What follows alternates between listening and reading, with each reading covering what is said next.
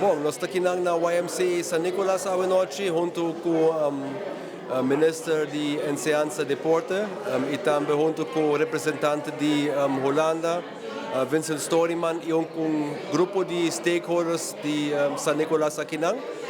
Nós apresentamos hoje desenho para o parque de Lago Heights Park.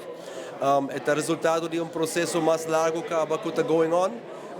Tem mais ou menos 2 anos, nós estamos bezig, desenvolvendo desenho para o parque, junto com escola, muita, mas também partner de San Nicolás.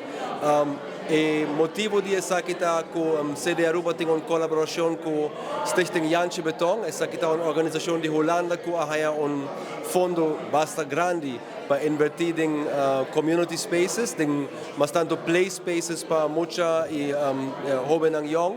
Lá nos bisa, então nós acana com o processo para desenvolver o desenho aqui junto com a comunidade.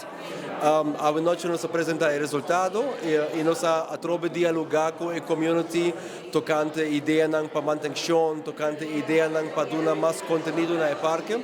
Eu estou muito contente com a quantidade de gente que vem. Não está abrimento do parque ainda, está bastante diálogo com a comunidade. Então, muito contente também da colaboração que nós temos, Jantje Beton, a organização de Holanda, sede Aruba, mas também o governo de Aruba que dá suma considerável para investir no parque e também o governo de Holanda que, no caso, aqui também investir no parque. Então, é uma colaboração bonita.